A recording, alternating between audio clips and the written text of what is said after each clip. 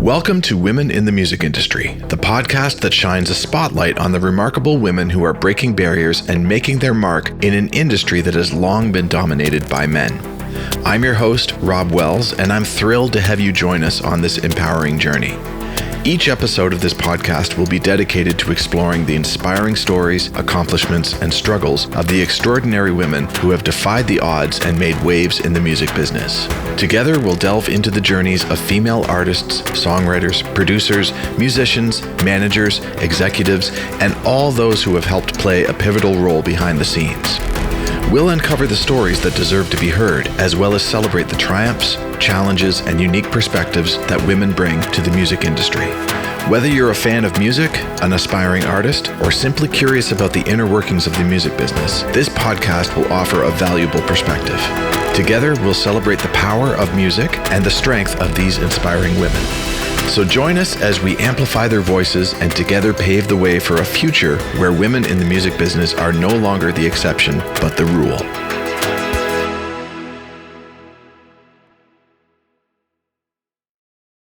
Today's podcast is sponsored by the Songwriter's Piano, an easy-to-use app for songwriters and lyricists to use when coming up with song ideas when there's no instrument around or nobody to play one. With the Songwriter's Piano, one can easily play commonly used pop songwriting chord sequences at the touch of a screen, in any key, in 3 different chord variations, all played on a gorgeously recorded grand piano. Download the Songwriter's Piano by Play Like Me apps today, found on both iOS and Android stores everywhere. Welcome everyone to another episode of Women in the Music Industry. For those of you that are just returning, welcome back. For those of you that are here for the first time, you are more than welcome to be here. I am so happy that you are here because we have a great episode once again with the one and only Cilla Silvia. Hi, Cilla. How are you? Hi, I'm good. How are you? Good. Thank you for doing this. I really appreciate your time and your energy and just being here at a moment's notice. It's great. No, thank you for having me. Thank you. Absolute pleasure. For those of you that don't know Cilla, I'm going to give you a bit of a background because it's really, really great. It's amazing. Cilla Silvia's journey, her life journey, spans from the shores of Sri Lanka to her adoption in Sweden. I got to know all about that. And her current base in the vibrant city of London, England.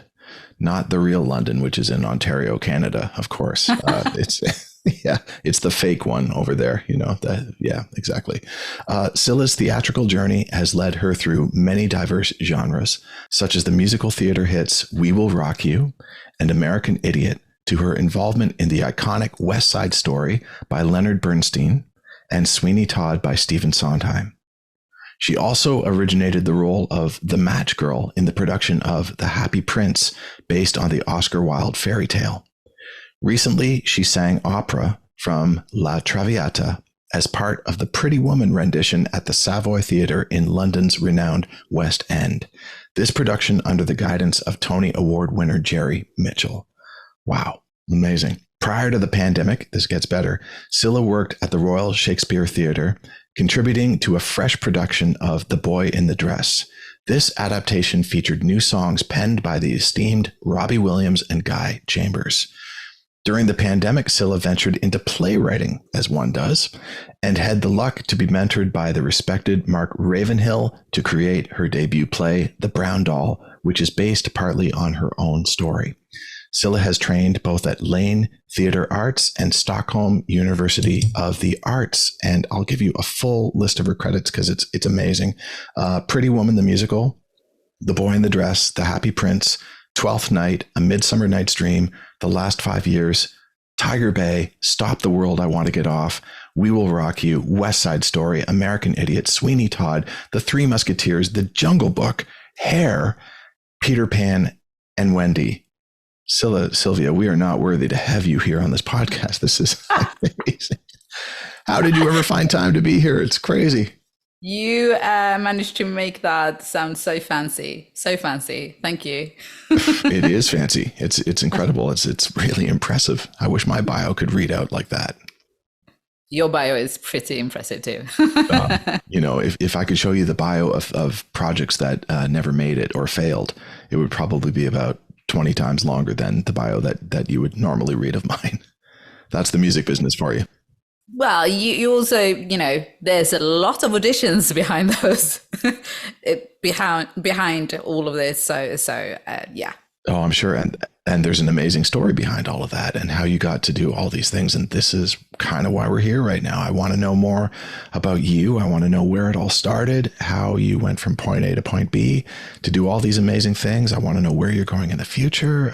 So many things. So why don't we start in the past right now and just tell me about Sri Lanka. Do you have memories of Sri Lanka? Were you young when you were brought to Sweden?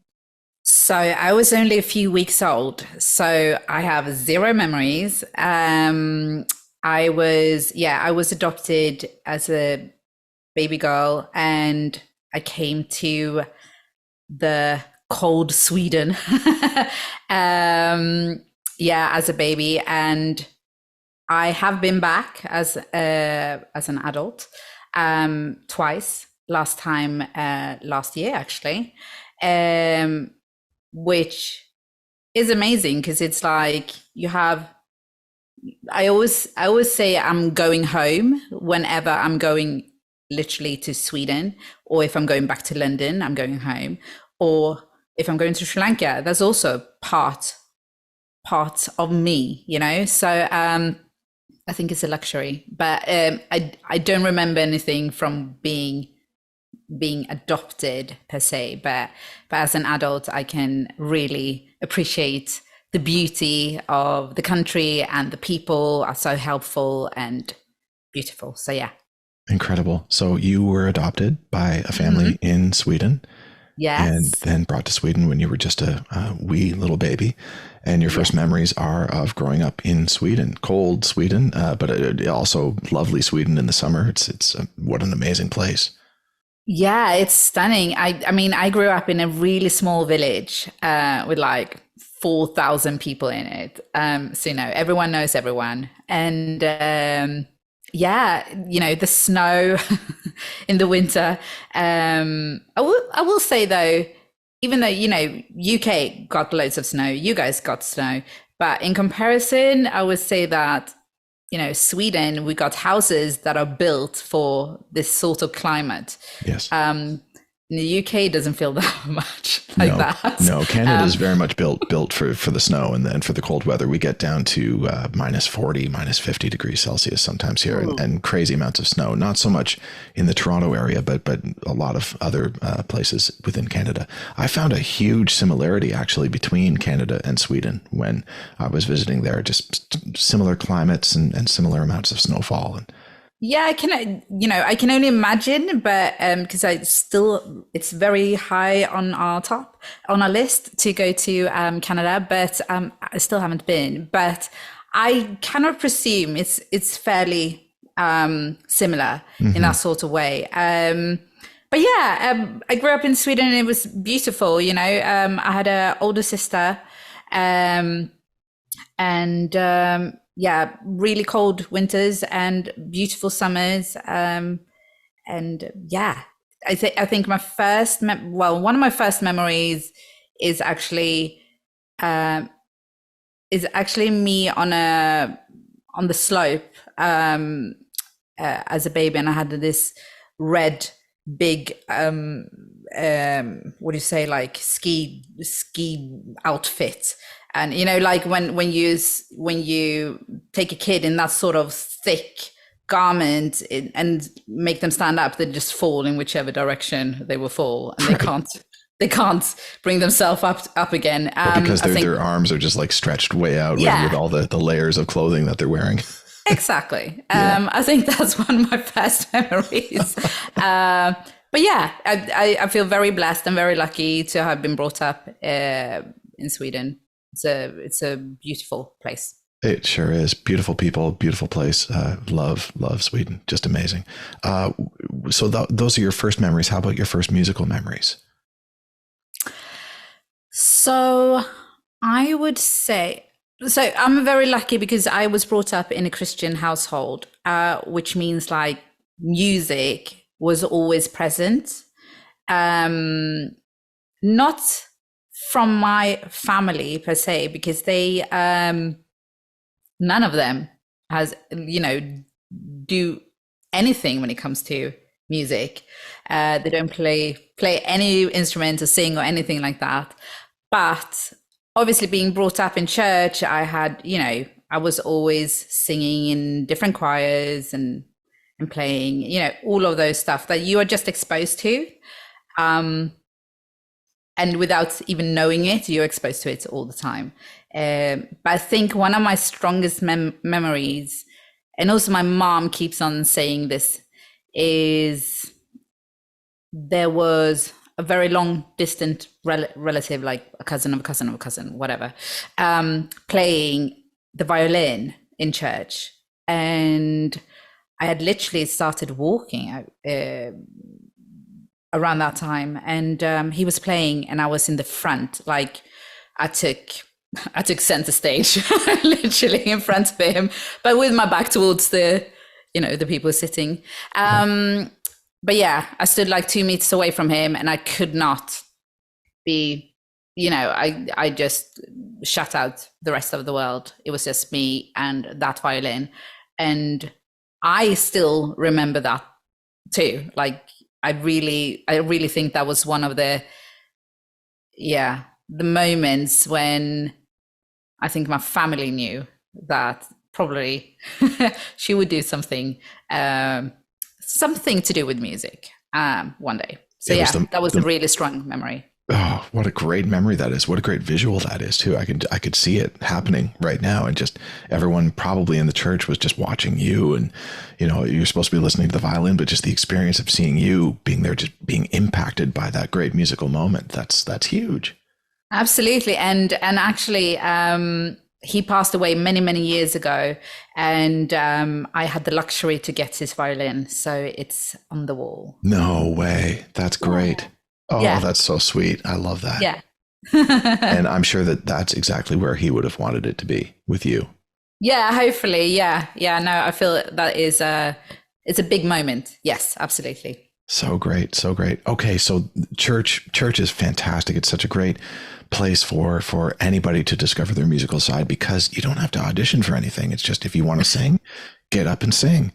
And you can be part of a choir, and you're doing it every week, and you're practicing, and you get an experience of performing in front of people and getting that what it's like to have other people look at you while you're performing, while you're singing, even though you're not really singing your own pieces of music or singing someone else's music. But it's still, it's to a lot of people, it can be really scary to get up in front of a group of people and sing. But at church, you just get over that real fast. And then you begin to realize that you're with such a supportive group of people that are all just so happy that you're up there singing. So it's just, it's such a lovely, warm situation of just getting used to performing and getting your musical bones within you. Absolutely. Luxury.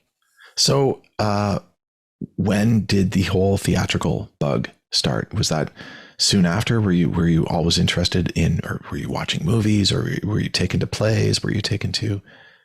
I think, as I said, I was growing up in a really small village, and even though it was a small village, there was always like, maybe a performance in the library, like really tiny one. And so I think I had that around me. Like we were always taken to different sort of theater performances, but I'm not talking about like a big theater space. Like, no, like I'm talking about these really small touring 1-2 people, whatever. And also we did musicals in church. So yeah, I was exposed to that sort of like theatrical. I don't know. I think like every Christmas we had, the Christmas story being played out, and there was loads of like theatrical moments within that singing time within the church. So I think I got a bit of a bug from that, and I was always that sort of like, entertaining class, always the one chatty and just, I don't know, maybe bit of a pain, to some people probably. But yeah, I think I was exposed to it via church, absolutely, watching movies, etc. But I think I was longing for something that I didn't really know what it was. So for me to say, like I said at a very young age, that I want to be on stage, I want to entertain, but really I don't think I had a clue what that actually meant until I was 20 and I went to New York for the first time. That was like, I remember that was the moment I wrote home. I wrote on a postcard. I wrote, that obviously came a few weeks later, whatever. I wrote home to mom and dad, and I wrote, now I know why I do what I do. Tell me about the New York trip. Did you go on your own? Was it a school trip? I went, so I was in college by then. I was in college in Sweden first before I went to college in London. And what were you taking in that college in Sweden? Was it musical the arts? theatre? It was music theatre. Arts, okay, so you knew throughout your teen years that you were just really just developing all of this and just acting and just the interest in it was really starting to bubble up. Yeah. And also, actually, I should add to this that I started to dance also with this, and I started to sing via the fact that I played the piano when I was younger, and for a blind tutor. And I think because he was blind, he could they have almost like it's the different senses get stronger.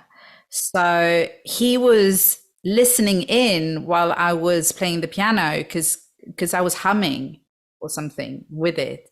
So he told my mom, "Oh, you should put her in vocal classes, with singing lessons." And so my mom actually did that, and they put me together with this vocal coach who was an opera lady, actually, because that was the only thing available. So yeah, I started to sing, taking actual class lessons fairly early, and then I started to dance fairly late, very late for being usually dancers start when they start walking. I'm obviously in musical theatre, so I do a bit of everything, but I actually started when I was, I want to say 15, so like very, very late, with a tutor who was, we did a swap between, so I was babysitting her kids and I got free lessons. That's great. That's a great switch, a great swap. Yeah, that's amazing. Because I just knew, but then I just knew, like, I want to go into musical theatre college, performing arts, and to do that, I need to be able to sing, I need to be able to dance, I need to be able to act, to get through the audition process. And how did you decide on that school, the School of the Arts in Sweden?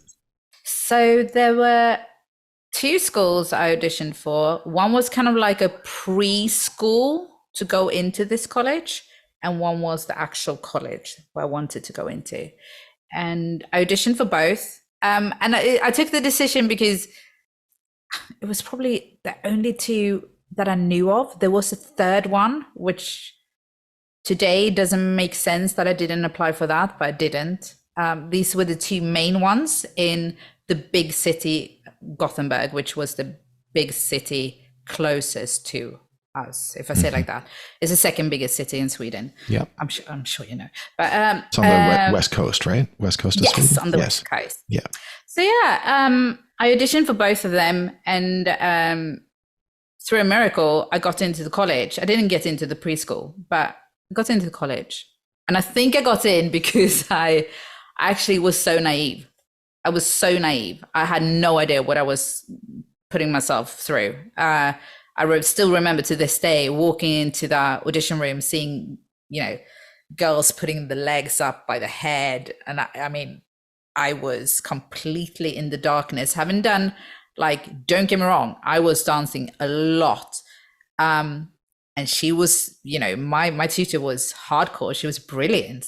But at the end of the day, I had not seen anyone in the same age group as me dance even, so I didn't know what the competition would be. And I think that's a blessing. Today, I feel like that was a blessing. I just went in, did my thing for 3 days during the audition process, and then I got in. So yeah. But they must have seen something that was very inspiring. For me, there's a lot of times where I'll work with someone who is an artist and also a musician, and they're not the most technically gifted musician, but there's something different about them. It's almost like an acoustic guitar washed up on the shore of a deserted island that they were living on, and they picked it up, and no one showed them how to use it, but they just figured out their own unique way. And it's really special. It's really cool. And just, I love that. I'd much rather work with that than somebody that's got all the technique and all the, just without any of the soul, really. It's just like without the heart behind it all. That's really what I'm looking for. And I'm sure that's probably what they found in you. They probably found a unique individual that was just really hungry for this and really wanting this. And yes, you didn't have all the abilities that these other students did, potential students, but you came in there with full heart, and that's probably what they saw, and that's why they took you in. Yeah, hopefully. I mean, I just feel like, I was so hungry for it. I just knew this is what I want to do.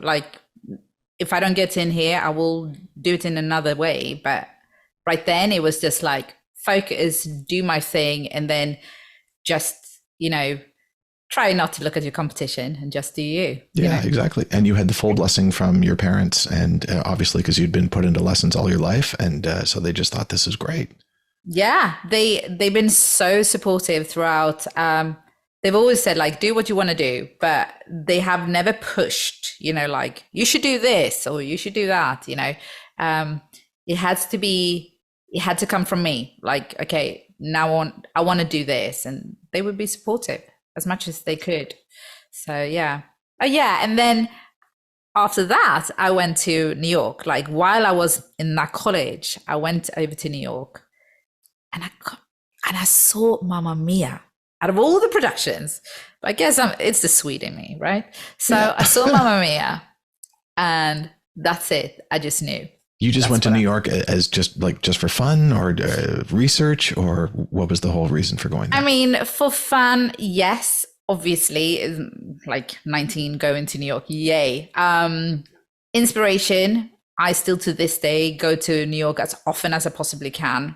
Go and see as many shows that my wallet will allow me to.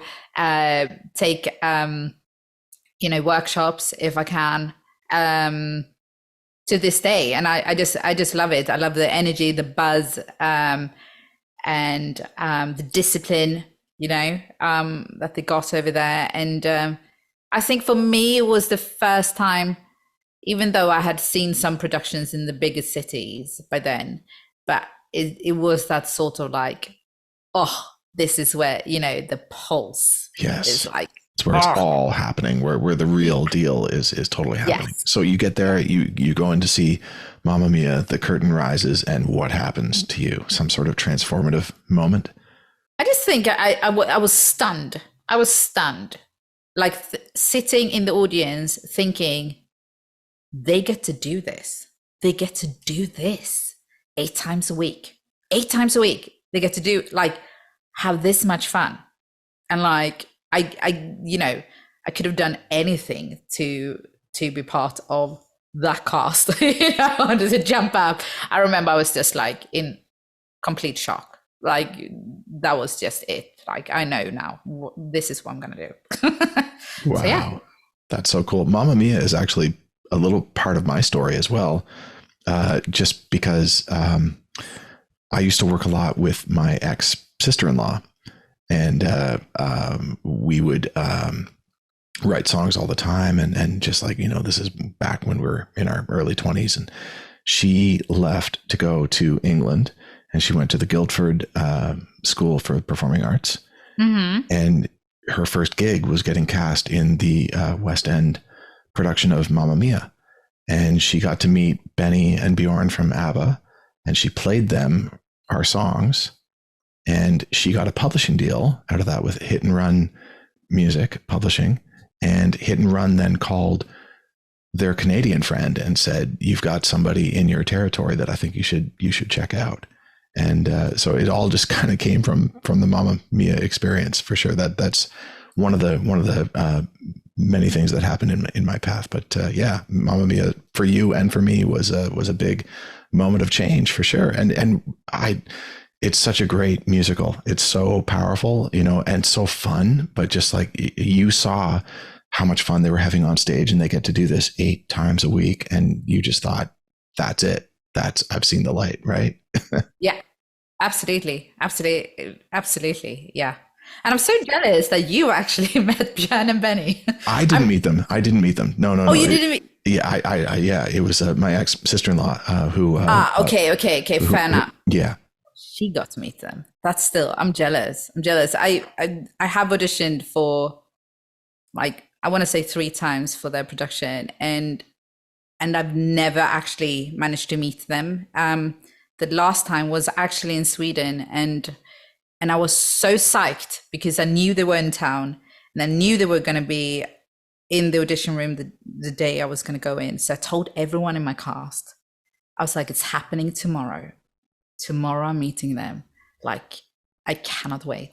And they took a coffee break during my audition. No. So they went there. So I had a friend who walked in before me, and they were there. And then they walked out, and I had my audition, and then they came back. So I'm like, so in the evening when I walked in and I had my show, people were like, "Oh, how was it? How was it? Tell us." And I was like, I can't speak about this now. I need to wait. Give me a week, and then I can speak about it. I was in LA. I was working with this producer named Nephew, and we're at this place called Chalice recording studio, which is like totally decked out and everything. And just an amazing day. But halfway through the day, Nephew turns to me and says, "Do you want to meet Michael Jackson?" And I'm like, "Do I want to meet Michael Jackson? Like, does the bear poop in the woods?" Like, yeah. Absolutely. Is the Pope Catholic? Yes. I would do anything to meet. So he said, "Okay, well, that after our session, hang out, because he's coming later to work with me." And, wow. And so I hung out, and my whole family was staying in LA, and young kids. And we were all there just for like summer for like 2-3 weeks. And it just started getting later and later. And I know that my kids wake up at 6 a.m. and I've got a lot of work to do the next day. And it just like, I think I stayed to like 3 a.m. and he never showed. And I had to go home. And apparently he came into the studio like 5 minutes after I left. So it's just, same situation. But, some things are just meant to be and some things are not meant to be. It's just the way it is. But I hope that they're still around, Benny and Bjorn. So I'm sure it will happen at some point soon.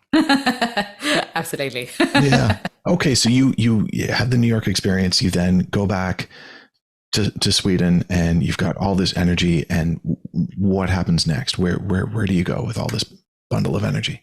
So I did 3 years in college in Sweden, and by the end of it, all the tutors were kind of agreeing on that I should continue my my actual studies, because I was the youngest one in my class, and I had so much energy. And I had so much still. I was like, like a sponge, like just teach me new things. And I was really eager. And I said to one of my tutors, I want to go to London. And bizarrely enough, she came up after having a coffee break. She came to me and said, "Okay, I fixed you. I sorted an audition for you for Lane Theatre Arts." And I was like, "Oh, okay." And that was like, I can't remember the time span there, but like I want to say like 2 months later or something, or something like that. You And were there. yeah, so like you have to for their casting process, audition process. There's a few days, and you have to go in with your like solo dance routine. Then you do your singing, and I think I did like some sort of monologue, and then you do classes also. So we worked really hard on this dance routine, and I had my songs together and everything. And then I flew to London and walked in, and I did my audition, and and just again quite like naive, just like really excited to be in London. And that's the first time I went to London. I did, like, oh, that's where I want to be. I want to go to London. I want to do this in English if possible. And that's the closest to New York. If I say it like that, thinking musical theater wise. So, yes, yeah. Absolutely. They're very much on par with each other, aren't they? I guess Yeah. New York is like the pinnacle, but then London is really close to that. I would assume. Yeah, it's wonderful. We like it got that sort of energy, that sort of buzz to it. So so yeah, I went to London and did my auditions, and then I flew back, and then I had a call like a few weeks later saying that I was accepted, and I had a scholarship too. I got a scholarship from them. So Wow. I was really like just incredibly lucky and grateful. And that's when I was like, I'm going. Tell me about the Lane Theatre Arts. Tell me about that school. I don't know much about it, but so they got both musical theatre diplomas and dance diploma. I went musical theatre, and since I had done 3 years already in Sweden, they actually tailored a 1-year program for me to get my diploma, which you normally take in 3 years. So I was kind of chucked in between all the different years, doing different projects with each year. And like I was really lucky because they kind of like tailor-made my schedule really well towards what my needs were. And I was like, I need to definitely get stronger with the dance side, which lanes are really well known for, the dancing side. So had tons of dance in the schedule, and they were brilliant. They taught me in a very harsh, strict British way. They taught me, the business, and yeah, it was super tough. It was super tough. That year, I lived together with 3 other girls. We were all from different countries, so we were like, they kind of put us from different international countries students. in one, international students in one house together. We were all in different classes also. So I say the positive thing was it was hardcore training. It was brilliant. It taught me a lot. The negative side was that I wasn't directly connected with one year, which made me a bit like, oh, you felt a bit lonely in between, I have to say. I flew home a lot that year. Flew home just for a weekend for like dinner or a party, So yeah, it was tough. It was like harsh reality to just be like, woof, you're on your own now. Is it like that for the first year, and then does it become a little bit more comfortable in the second year? Are they just trying to weed out the serious from the non-serious? I don't know. I mean, obviously, I was only there for a year. Okay. I feel it's one of those. I can't speak for what it is today, obviously, but I feel like they kind of like mold you into what they want you to become, and to do that they might might be a bit of breaking Yeah. of and also like I think I lost a bit of my personality because also from being this bubbly, chatty, really hungry person, I was still extremely hungry, but I was also, this is not my first language. And, I wasn't quick enough and witty enough to come in, while jokes are being said and so on. My English was incredibly proper because it was the school English. Mm-hmm. And I spoke with, towards an American accent because loads of TV shows in Sweden was just American TV shows. Mm-hmm. So I remember that was also something that was addressed very quickly. I said, I want to speak like you guys do. So and they actually asked me who I would like to speak like, and I picked this tutor of mine, and their answer was, oh, you want to speak in a posh accent. And I was like, oh, I don't know, but his sounds are just beautiful, and I want to sound like that. So yeah, it was a lesson. Yeah, a harsh lesson, but good. One of my favorite actors is Mads Mikkelsen.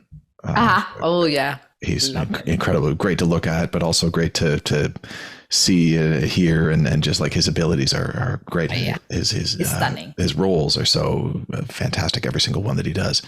But I find it interesting that he kind of keeps his accent through all the roles. They never try to make him into something different. Whereas someone like Idris Elba really changes his accent quite a lot. And so much so that I was just listening to a podcast with him, and he said that when he came back to England after being in America for so long, they were trying to get him to sound more British, just because he had been using his American accent so much. It's interesting. Yeah, and it is something I feel like, even though the industry is moving forward, it's one of those situations. I will probably never be cast in a production on stage as it looks like right now, as a Swede, we're not really there yet. So it was very important for them to kind of like, well, we should make this a British accent. But today I also feel like, yes, I can do the British accent, but I can also, I am what I am. And, that's one of the perks, right? I have to see it as a positive thing instead of seeing it like a negative thing. Absolutely. Yeah. So you spend 1 year at Lane Theatre Arts, and I would assume that anybody who comes out of that and succeeds and doesn't crash or, leave too early because it's too intense, anybody that comes out of there must be highly desirable, I would think, by a lot of theatrical groups. And does that help with auditions when you have that on your resume? Do they see that and say, okay, they've done this? I mean, yes, I think still to this day, sometimes I hear like, oh yeah, you went to Lane's. Yeah, you can dance. And I'm like, okay, thanks. It definitely has, there are certain schools that there's so many schools, but there are certain ones that has a good reputation. So yeah, I was really lucky to come out from Lanes, and yeah, I was lucky to come out from Lanes. And I was really ready, I thought, to go into the industry and just have the best time. And it just didn't happen. I really struggled after college. How so? I don't I want to say I don't know, but also I do know because I wasn't ready. I just wasn't ready. I thought I was doing everything right, and I thought I was, I had an agent who was great, actually, but I just I think the nerves took over. I think I still, at that point, I was very green towards that sort of casting process, even though you have done all these mock-up castings, auditions in college, it still is like a reality check when you're actually doing that, and nerves set in. I think vocally also I wasn't, I didn't know really where I would belong. Maybe it was one of those situations. I think also at that point, we had Bombay Dreams here, but as a South Asian musical theatre artist, there wasn't, many places I could see myself in. I could see myself in Lion King, but it was quite slim where I could see myself and where I could really fit in. I don't know if that had a factor into this insecurity, but I really, really struggled. Coming out from college. And I think also on top of that, you get out from college and you see your fellow classmates doing well, and you're just like, ooh, when is going to be me? When's my turn? And you think, I just think it was a struggle. I thought it would be like smooth. Everyone's path is completely different. Some people come out right away and they just, especially in the music industry that I'm in, there's some songwriters that just say at the age of 18, I want to be a songwriter. And then they get their worldwide #1 hit that year, and then there's others like me. It took me until I was 31 to finally crack the code and get into the music industry. And it was slow. It was all, just little Canadian things that were happening. And then finally, just after a few years, then American things started happening, and then worldwide things started happening. But everyone's path is so completely different, but I know how that can mess with your head a little bit. But obviously you have cracked the code at some point, because you have all of these credits, and it just like, it's amazing to see all the things that you've done, all the different roles that you've played. And obviously you've found roles that as a South Asian actress that you can fill. And has that changed over time? Have you now been receiving opportunities to be in different roles where it doesn't matter your visual appearance? Yeah, I think definitely the business is absolutely like turning in a very positive way, but we do have a long way to go. Absolutely. Especially I think, as a South Asian artist, because it is like, if you see statistically, we're at the actual bottom of like being visibly seen, and both on stage but also backstage. So it is something that is being worked on, but I think also there is a great South Asian community. There's loads of things happening, both newly written, but also,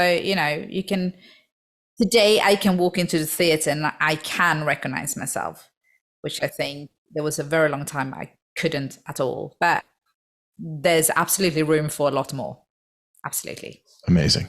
Okay, so tell me, when was the first moment where things started coming together and you started getting opportunities?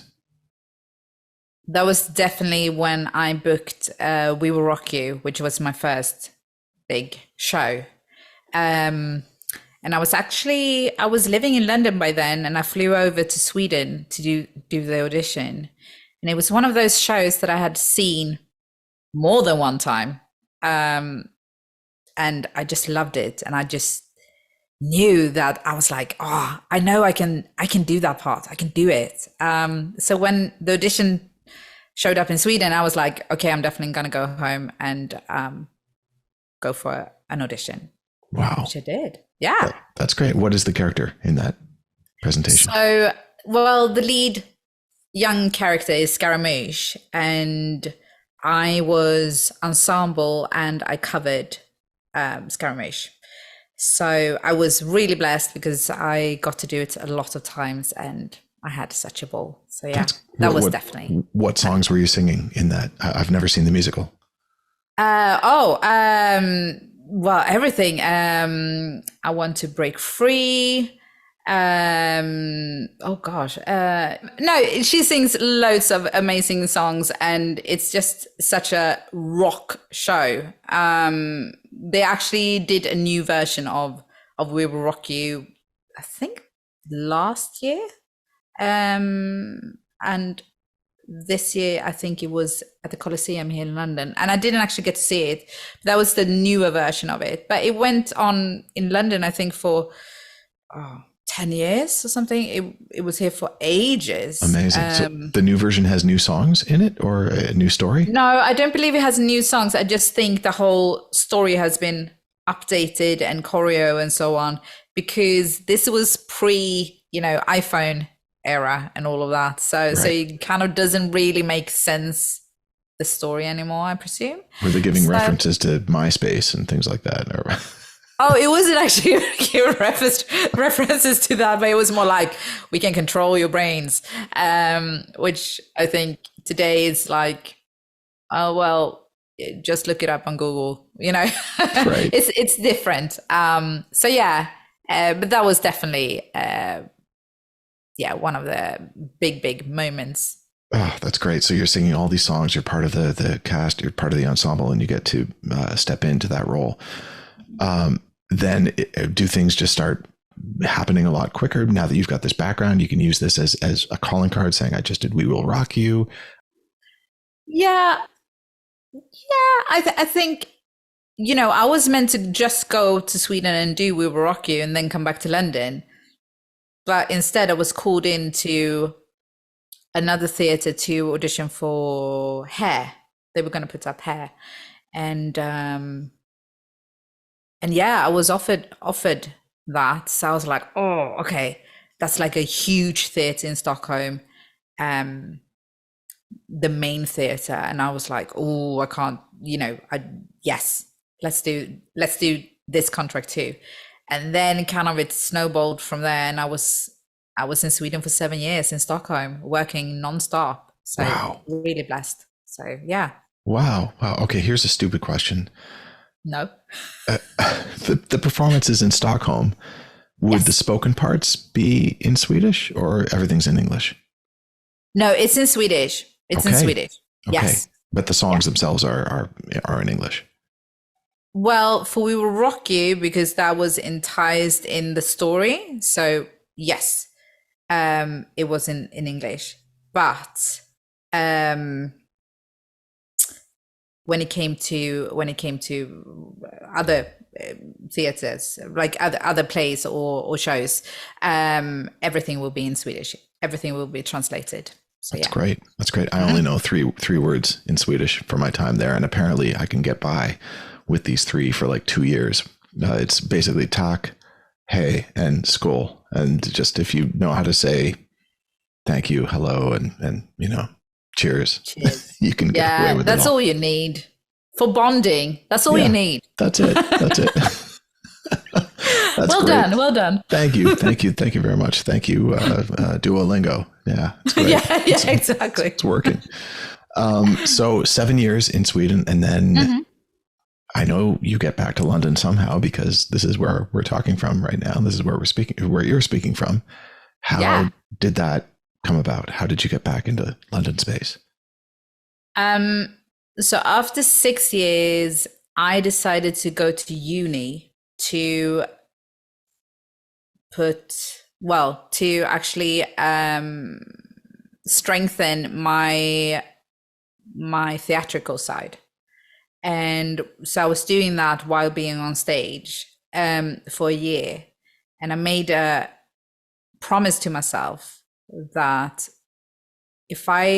when I leave this education, when I leave uni, I will either book a part, as in, it doesn't need to be the lead, but at least, a part. Because I was constantly during these 7 years, I was more or less always ensemble, understudying the lead. So I made a promise to myself, either you book a part or else you need to move. And my thought was on New York. So I was back and forth to New York quite a lot. And then Chris came into my life. Hello, Chris. Yeah. I love Chris. Just a little backstory. Chris and I met through the Songwriting Academy.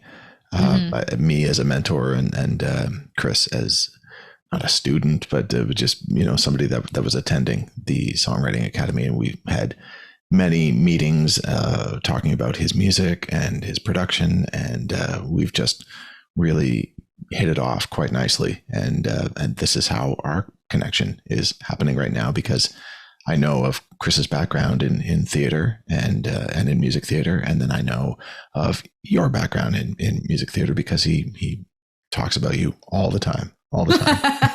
Whenever we meet. So lush. No, I worked with Chris in A Midsummer Night's Dream, and I did Helena, and he was my Demetrius. Yes, Demetrius. In England or in Sweden? In Sweden, but it was in English. The actual production was English. So we had a British director, and it was outdoor theatre, park theatre. I was going to say, because I don't think Chris's Swedish is really up to par. It's questionable. Okay. Yeah, I mean, it's there. Okay. A bit. Okay. He knows more than you. Let's say like that's good. That's good. More than 3 words is always good. More than 3 words, yes. That's right. So I met him, and he was really like, oh, no, you should go to London. You should go to London. And I was like, oh, I'm not sure.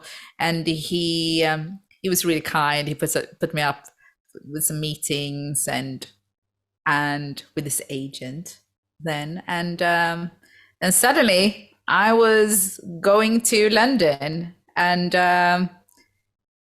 didn't really know what, but I was just like, either I go and I try it out and I might fail. Stockholm, I'm sure the city will still be around, and or else I don't go and I will always wonder. So I left. I went. Incredible. And things started happening. Yeah, I think it took like, I want to say like maybe, well, it took a few months. Don't get me wrong. It absolutely took a few months, to settle in again and also to accept the fact that I wasn't the same person who left London. I came with someone I now had experience and more confidence, which I definitely needed for the industry here. You need it in Sweden too, but it's a different level you need over here, I feel like. I was came back, really failed on my first audition, like crazily failed, and at the same time had a call from a producer in Sweden asking me, you want to come here and work with this amazing director that I have been wanting to work with for the last few years, but never been an opportunity. And it was that sort of way, like, okay, I'm just going to pack it in. And Chris was there and just like, you've been here for like 2 weeks. You can't go now. Like, you have to commit. Like, if you're anyway here, commit. So that's what I did. And then it started to, I want to say like 9 months or something in, it started to come together. Like, I was booking jobs and got to be part of, the wonderful community of theatre. Amazing. Looking back, 9 months doesn't sound that long, but when you're in the middle of it, 9 months is just, what is happening?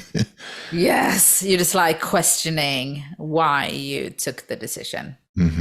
Yeah. It's that saying, a watched pot never boils, right? Yeah. It's just, you're just always just staring at this, when is the phone going to ring? When am I going to start getting opportunities? Well, I'm just amazed at everything that you have done since Can you tell me about your playwriting? Tell me about The Brown Doll. So yeah, I've always known that I wanted to write something, and loads of people have always said you should write your story, but I just never understood what that meant. I'm adopted, but I was like, yeah. And then 2019, we decided that we were going to go to Sri Lanka in 2020, part of our honeymoon. And was this your first time going to Sri Lanka? This was my second time going there. So I had been there 2013, the first time. Okay. And Chris said, why don't we try and see if we can find out something about your biological mom? Because he knew that I wanted to do that. But it's kind of like you want to, but you're also so scared of doing that when you don't know anything. So I was like, okay. And then I actually went to see a piece of theater and it came to me. This is what I'm going to write. I'm going to write my story from the beginning. And so my mom in Sweden, she's always said there's a folder in one of the closets and with all your paperwork in it. You can have a look at it whenever. And I never wanted to touch it.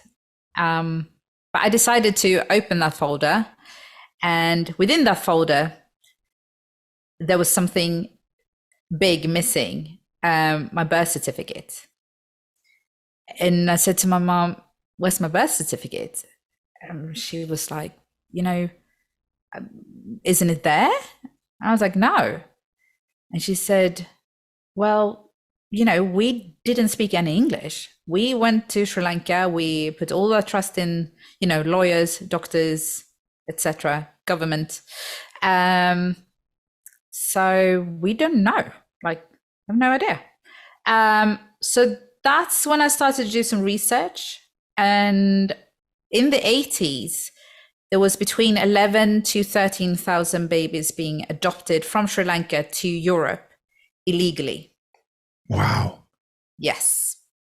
So to get the factory working so quickly to meet Europe's demand of having a child, Sri Lanka found a way to address that with baby farms.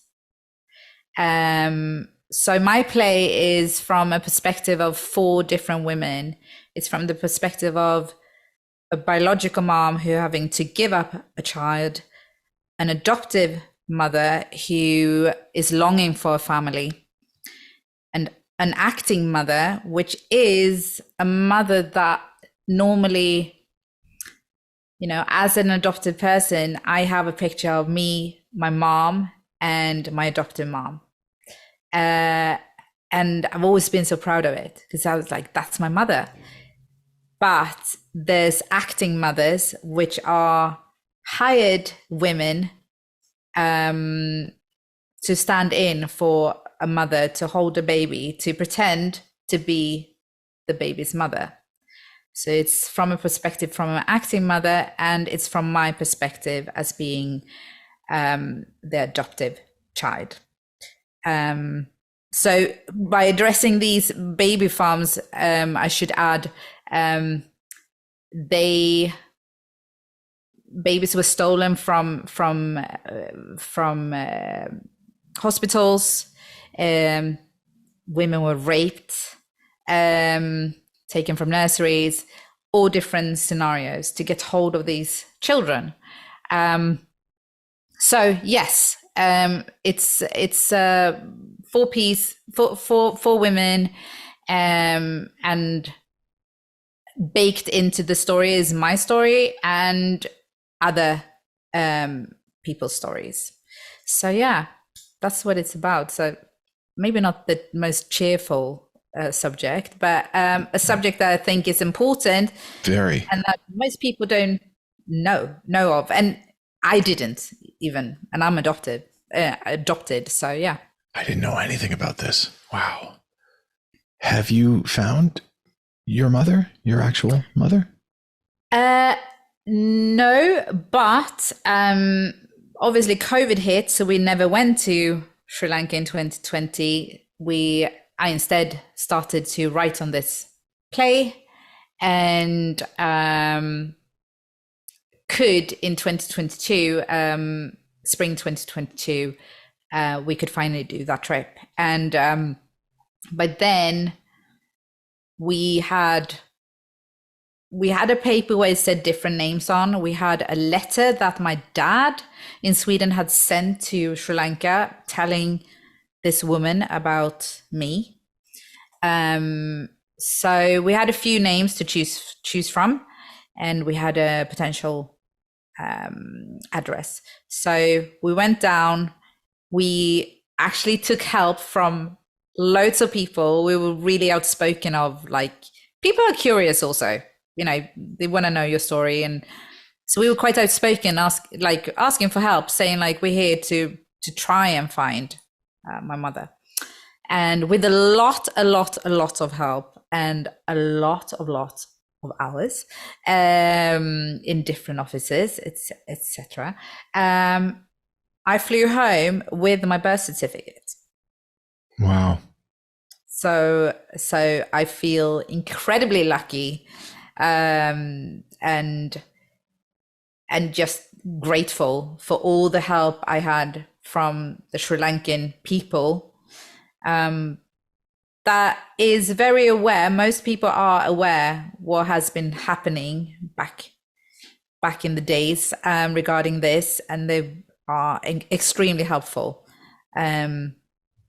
Just the other week, actually, I had a call from a hotel manager in Sri Lanka. He called me and he said, I'm going to this area, so can you send me these papers, and I'm going to continue the search for you. Wow. So yeah. Oh, that's amazing. Yeah, it opened up something that I had no idea what it was going to be. Obviously, also starting to write, I didn't know where I was going to head towards, and etc. But I wrote it, and then I had feedback, I had a reading, and, you know, sent it out to different people in the industry, and they all kind of came back with the same thing, and it was regarding the ending, which I agreed with them. The ending wasn't what I wanted it to be, but I didn't know what it was. And it didn't happen until I went down to Sri Lanka last year, and I was like, oh, now I know. Now it's just so clear.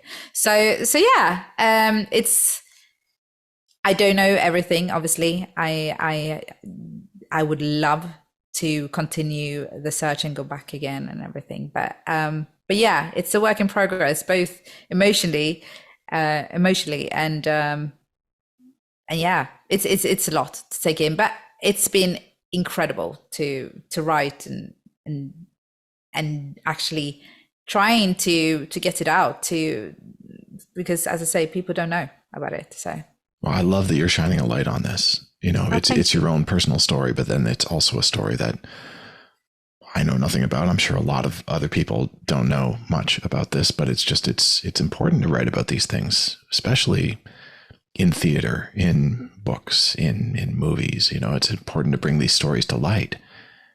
You know, I know theater and movies and film, TV, all that, it's all for entertainment. But if you can do that at the same time as raising awareness on things that have happened, and you know, it's not just your story. You're saying that it happened to thousands of other children, that they were all taken illegally.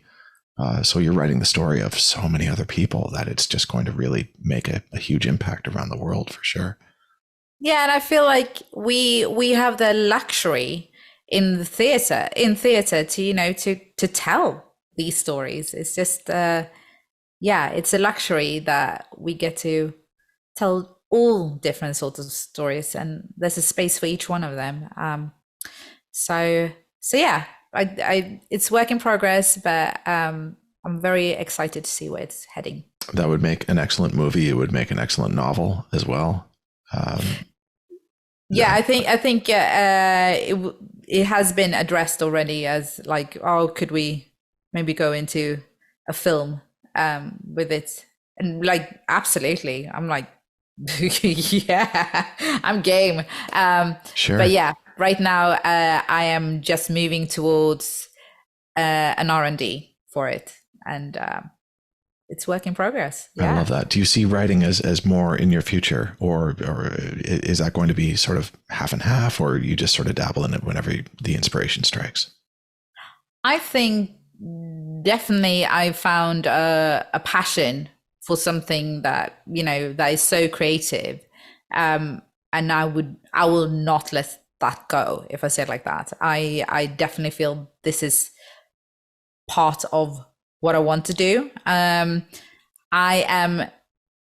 mean, I love the stage. I love my work. No, you have to like drag me off stage to say That's that, awesome. you know, That. this is what, you know, I don't want to go into playwriting and be leaving the stage out. Absolutely not. No, I love the stage. I love the audience interaction, all of that too much to be leaving that. Absolutely. Let me ask you something about that. 8 shows a week, as you were saying, you know, for Mamma Mia, when you went to go see that in New York. I'm assuming you're doing 8 shows a week when you're in theatrical presentations, music theater, all of that. Yeah. How different is each show going out there when you're doing the same lines, the same timing? Does the audience play into that? Do you feel like you get different energies from different crowds? I mean, yes, you do get different. For me personally, anyway, I feel like, yes, you get different energy from different audience. At the same time, you know, especially, you know, stage work, it's very much mapped out, and there's only so much you can go outside of that, if I say like that, without messing up for someone else, you know? But yeah, absolutely. And it depends on your, you know, your form for that day. You know, I try my best to, you know, be very strict when it comes to diet, health, all of that, to you know, to make my body function and my voice being at its best. Especially my last job where I had to sing opera, like you just can't mess around, because it was one of those shows also where you're so exposed, so because you're by yourself, and if you mess up, yeah, the whole audience will know, even if you're not used to opera. So I think, yes, you have to be strong and just and focused, but it does change obviously from day to day, and you know, sometimes things happen on stage. That's what live theater is, isn't it? So, or in the audience, you know. You must still get that rush though, whenever the curtain opens up and there you are and you're on stage and in front of a new crowd that is there seeing it for the first time, even though you've performed it for hundreds of times. It's each show just must be that exciting, like just that amazing to step out there. Yeah, and I still to this day, I think my favorite sound is when the orchestra is making themselves ready, prepping for the curtain to go up. That's like my favorite sound in the theater. It just makes me like excited, like a reminder of that excitement, what theater is, you know. Do you still ever peek through the curtains and see the crowd? Or if I say yes now, people are gonna be like, "Oh, does she?" Maybe if you have some special people that are attending that night, friends of yours or family. So yeah, you know what? I'm fairly good not doing it, and I also think when I am on stage, I don't necessarily see, even though if I know my family's in, or you know, someone I know of, and I even know where they're sitting, I'm like, it's very rare that I actually see them, because it's just like, it's more like a big canvas, not like, you know, detailed. Yes. I think anyway, for me. But while I have friends, you know, colleagues who are just like, oh my God, did you see the guy in the red jacket eating crisps and whatever. They can see so many details, and I will be like, what happened? That's too funny. Yeah. Do cell phones ever go off in performances? Does that ever happen? Oh yes. Oh please. Horrible. Cell phones. And I think also after COVID, it's like, it's a complete different ball game. I mean, it's calmed down. Absolutely. Now it's calmed down. But for a very long time, we had quite a rough time. I say we had a rough time, but front of house, they were the ones who were, they're anyway working super hard. But after COVID, I just feel for them. There was so much drinking in the theater, and like Pretty Women is very similar towards Mamma Mia, actually, in the way of like people sing along and in between, and it's like that sort of Hindu show you will see, but it was a lot of alcohol. It was lots of even fights. It's been quite a lot of fights. Fights. And yes, and lots of them. But luckily, me in the cast, I don't necessarily always see that or know of it. But yeah, the front of house, they are working hard for the money. It's good that there's a bit of separation between you and the fighting crowd. Yes, absolutely. And there's lots of filming. And I feel like today, as front of house, you probably need to I just feel for them when they need to tell people, and and also a ticket to go to the theater today is so expensive, so people spend so much money, and then you don't want to have I can't see because you're blocking it with your phone, or or you're speaking on the phone, even that's even worse when the phone goes off and you see someone like, oh, I actually need to take this. You're just like, what? No. So yeah, definitely. Phones goes off all the time. Oh, wow. Yeah. Amazing.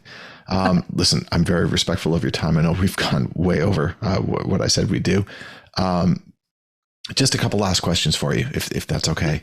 Yeah. If someone is out there and listening to this and thinking, what you're doing is exactly what I want to do, what would be your advice to them? What does it take to be you in your position? Oh my God.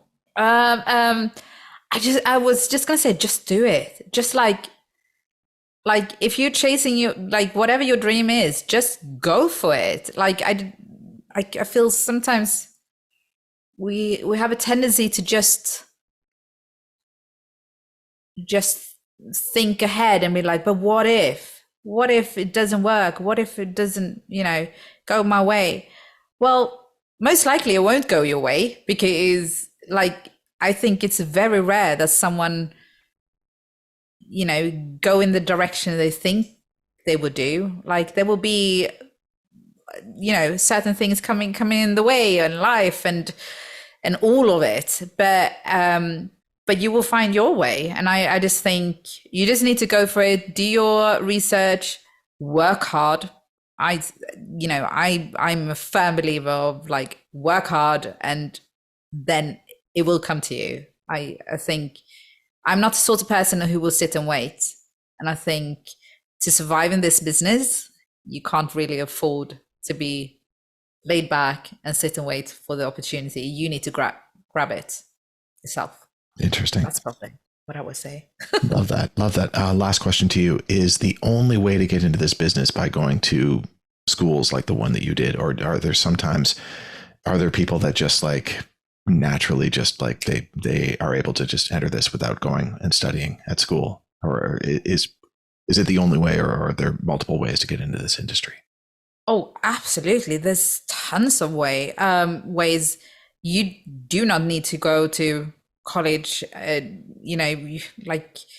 I think, actually, thinking back, I come from a teeny village in Sweden, and so that says it all. I think I mean, I didn't have access to a dance group, a dance studio when I was for, and like I didn't have access to everything that, you know, you might believe that someone in the big city will have, for example.